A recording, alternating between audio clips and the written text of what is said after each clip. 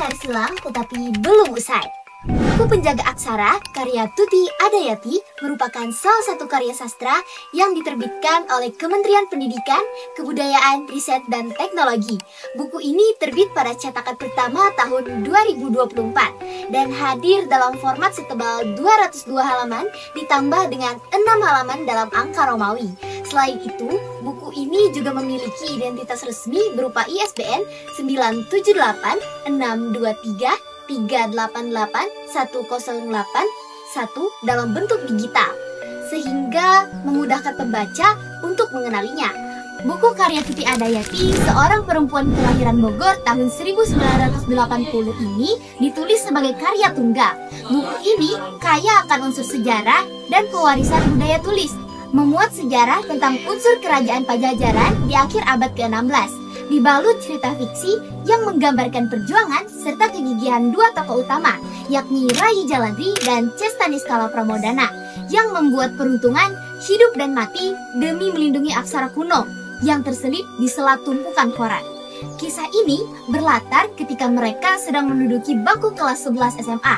Raji sendiri memiliki 12 keponakan dan terlahir sebagai bungsu di keluarga kecilnya, sehingga ia memutuskan untuk mengambil pekerjaan sampingan sebagai pemotret koran kuno. Ia tidak menyangka naskah kuno yang ia temukan justru menggiringnya ke dalam pusaran masalah yang terus menghantuinya. Namun, ia tidak sendiri. Ceca, seorang tunawicara, sang pemilik naskah kuno, juga ikut terseret ke dalam tantangan tersebut. Ketangguhan dua tokoh utama dalam melindungi naskah kuno dan segala misteri di dalamnya adalah tiang penguat dari karya ini. Para tokoh utama juga berhasil direpresentasikan dengan sangat baik oleh penulis, dilengkapi dengan penempatan sudut pandang yang konsisten dari penulis dan dialog batin yang kuat, membuat karakter pada kisah ini menjadi lebih hidup. Hal ini membuat pembaca merasa lebih dekat dan relate dengan karakter yang ada di buku ini. Tak hanya menghadirkan karakter disabilitas, diksi yang digunakan juga ringan, tetapi tetap imajinatif, sehingga pesan yang disampaikan penulis bisa tersampaikan dengan baik kepada pembaca. Meski banyak dialog menggunakan bahasa sehari-hari yang tidak sesuai dengan EYD dalam kurung ejaan yang disempurnakan, penulis justru menjadikan buku ini terasa ringan dan familiar di mata pembaca, karena pembubuhan tanda baca serta kalimat yang tersusun dengan baik. Gaya bahasa yang terdapat dalam buku ini adalah penggabungan antara gaya bahasa naratif deskriptif dan figuratif.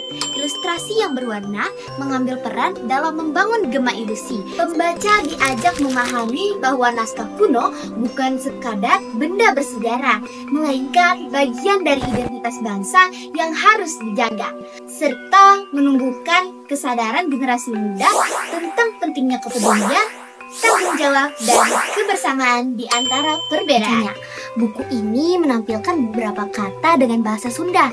Beberapa sudah diterjemahkan dengan baik oleh penulis secara langsung.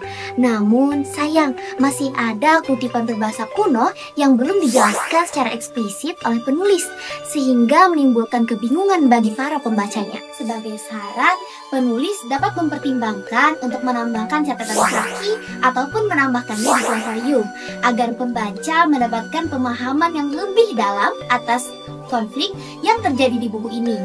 Hal yang disayangkan berikutnya adalah masih terdapat kesalahan penulisan pada novel ini.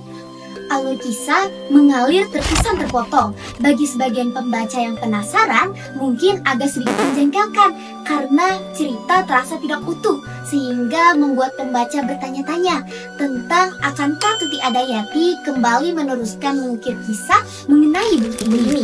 Walaupun alurnya dibalut oleh kejadian misterius, gaya bahasa cenderung ringan, tetapi tetap imajinatif, sehingga membuat buku ini menjadi mudah dibaca untuk kalangan remaja. Meski masih ada beberapa hal yang menjadi catatan untuk penulis, buku ini sudah layak untuk tampil pada khalayak umum. Secara keseluruhan, dengan menghadirkan diksi yang ringan dan alur cerita yang menegangkan, karya ini sukses menghadirkan cerita yang menyenangkan dan rasa ketertarikan bagi para pembacanya.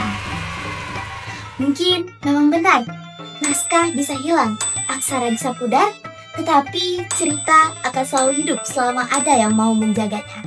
Saya Gina Raisa Kamila pamit undur diri. Wassalamualaikum warahmatullahi wabarakatuh.